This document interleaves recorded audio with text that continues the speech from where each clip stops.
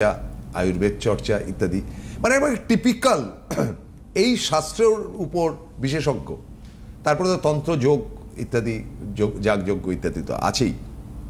তো এই যে শুভ সময়টা আসছে, মানে পিতৃপক্ষ বলতে দ্বিধা নেই, এই সময়টা কিন্তু খারাপ। কারণ আত্মারা সব ঘুরে বেড়ায়, তাদেরকে জল দিয়ে ভাগাতে হয়, অন্যভাবে নেবেন না। মানে বাবা জলটা নিয়ে কেটে পড়ো, বরং মা আসবেন, তাকে ওয়েলকাম করো। তো এখানে আমার দুটো প্রশ্ন, যে সত্যি কি এই সময়টা আমাদের খারাপ, এই আগামী 15 দিন?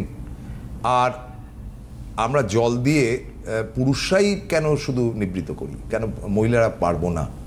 অনন্যাদি, দেখুন, এই যে পিতৃপক্ষ, এইটা কি হলো, আমাদের স্বর্গ থেকে লোকালয়ে নেমে আসে পূর্বপুরুষেরা উত্তরসূরির কাছ থেকে জল গ্রহণ করার জন্য। আর আমরা যখন জন্মাই তখনই 3টে দোষ নিয়ে জন্মাই সকলেই। কি? পিতৃদোষ, দেবদোষ, ঋষিদোষ। এই দোষগুলো আমরা নিয়ে জন্মাই। আর পিতৃদোষ সবচাইতে গুরুত্বপূর্ণ, তার কারণ পিতৃদোষ থাকলে পরে কি হয়, বাড়িতে সবসময় অশান্তি, আর্থিক টানাটানি, কোনো ভালো কাজ হতে সহজে চাইবে না, মানে শারীরিক অসুস্থতা বাড়ি থেকে ছাড়বে না। সেই কারণে এই সময় যদি এই জল দান করা যায়, তাদের তুষ্ট করা যায়, তাহলে আমরা অনেক তাদের আশীর্বাদ পাবো। আচ্ছা, তাদের এই আশীর্বাদ পাওয়ার জন্যই কিন্তু আমাদের জল দেওয়া দরকার, অর্পণ করা দরকার। আর এই অর্পণ করতে গেলে যে শুধু পুরুষেরাই করতে পারবে এমনটা নয়। গরুর পুরাণে আছে যে মহিলারাও কিন্তু তর্পণ করতে পারে। কোথায় পারে? ওই পুকুরেই পারে? হ্যাঁ, পুকুরে, নদীতে। যাদের নাই একান্ত অসুবিধা, তারা গাছের তলায় করবে, কোনো গাছের তলায় দাঁড়িয়ে করবে, তো এটা করতে পারবে। তবে কি, যখন নাকি আপনি তর্পণ করবেন সেই সময় প্রথমেই আপনাকে জলটা নিয়ে বলতে হবে ওং বিষ্ণু, ওং বিষ্ণু। আর যারা নাকি ব্রাহ্মণ না, তারা বলবে নম বিষ্ণু, নম বিষ্ণু। আর ওং পিতৃ দেবভ্যে নম বলে তাতে কি থাকবে? তিল থাকবে, সাদা ফুল থাকবে, চন্দন থাকবে, এবং ওই কালো তিল থাকবে। কালো তিলটা তো মাস্ট, দিয়ে, এবং কুশ, যদি একটা কুশের আংটি পরা যায় তাহলে খুবই ভালো। তখন এই জলটা এই মন্ত্র বলে গাছের গোড়ায় দিতে হবে। তাহলে কি হবে? আপনি পিতৃপুরুষের আশীর্বাদ পাবেন। আবারও মন্ত্রটা বলুন। ওম পিতৃপুরুষ। ধরুন আমি ব্রাহ্মণ কমিউনিটির লোক, আমি কি বলবো? আপনি বলবেন, এই যে বলছি, আপনি ওং বলবেন।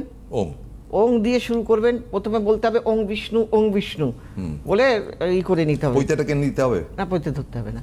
আচ্ছা, এইবার তারপরেই বলতে হবে ওং পিতৃপুরুষ দেবভ্যে নম বা দেবতায় নম। আচ্ছা, এই কথা বলে ওই যে জলটা, ওই জলটা ঢালবেন। না, আমার তো পুকুর আছে। হ্যাঁ, যাদের পুকুর আছে পুকুরে, যাদের গাছ আছে গাছে। এতে আপনি পূর্বপুরুষের আশীর্বাদ পাবেন, কারণ তারা সারা 1 বছর বসে থাকে এই জলটা গ্রহণ করার জন্য। তাই সেই জন্য করবেন। পারলে সদর দরজায় আতপ চাল দিয়ে 2টো প্রদীপ জ্বালাবেন। তিল তেলের পারলে তিল তেলের মাটির প্রদীপ জ্বালাবেন, আর না পারলে সর্ষের তেলেরই জ্বালান। কিছু না পারলে সেটা কি ওই দিন? হ্যাঁ, ওই দিন জ্বালান, সন্ধ্যেবেলার দিন জ্বালান। তাদের উদ্দেশ্যে। সেটা কি মহালয়ার দিন করবেন? হ্যাঁ, মহালয়ার আগের থেকেও করা যায়, মহালয়ার দিন তো করবেনই। আচ্ছা, এই নিয়মগুলো মানতে হয়, আর মানলে আপনারই ভালো। না, নিশ্চয়ই নিশ্চয়ই নিশ্চয়ই। কাজেই এইগুলো করা উচিত আমার মনে হয়। আর মেয়েরাও করা উচিত। আমি তো দেই, আমি না, আপনি নিয়ম কানুন না বলে দিলে আমরা জানবো কি করে? এইভাবে বলে দিলাম, এইভাবে করবেন। আচ্ছা, এখানে আমি যেটা প্রশ্নটা করছিলাম, যে একটা খারাপ সময়ের মধ্যে দিয়ে যাচ্ছে 2025, আপনি নিজেও বলেছেন বারবার 2025-এর এমনি খারাপ সময়, তার মধ্যে আবার এই ইয়েটা পিতৃপক্ষ, এটা তো আরো খারাপ বলে লোকে বলে। তাহলে কি দেবীপক্ষ আসলে আমাদের উন্নতি হবে? নিশ্চয়ই, দেবীপক্ষ আসা মানেই তো ভালো হওয়া। মা দুর্গা তার 10 ভুজা, সে 10 দিক থেকে তার সন্তানদের সে আগলে রাখে। কাজেই যারা পারবেন এই দুর্গাপুজোর দিন, নয় যে কদিন পুজো থাকবে, এক এক দিন এক এক রকম ফল মিষ্টি দিয়ে মায়ের কাছে দেবেন। যার বাড়িতে দুর্গা আছে, পুজো হয়, তার তো আলাদাই ব্যাপার, কিন্তু তারা তো করবেই। আর যারা দুর্গা নেই, তারা দুর্গা মন্দিরে দিয়ে আসবেন, গিয়ে এক এক দিন এক একটা, তার সঙ্গে আলতা, সিঁদুর, যদি বস্ত্র পারেন বস্ত্র, এইগুলো দিয়ে পুজো দিয়ে আসবেন মাকে। দেখবেন এই পুজো দিলে পরে আপনি ভালো থাকবেন। দান করতে পারলে খুব ভালো এই সময়।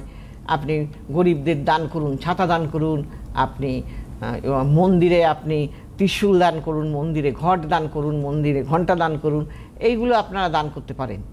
হ্যাঁ, আবার আপনি গরিবদের বাচ্চা শিশুদের যাদের দেখবেন কেউ নেই দেয়ার, তাদের আপনি দেখবেন প্ল্যাটফর্মে থাকে, শুয়ে থাকে, সেই সব বাচ্চাদের আপনি জামা কাপড় দিতে পারেন। এগুলো করা যে পারে সে করবে, যে পারে না কিন্তু দেয়া ভালো। এগুলো দানের মতো আর কোনো, আপনি যেটা বলবেন সেটাই তো আজকে গ্রহণ করবে মানুষ। দানের মতো আর কোনো কিছু কিন্তু নেই। ন্যাচুরালি। হ্যাঁ বলুন, এবার কে আছে সঙ্গে? হ্যাঁ।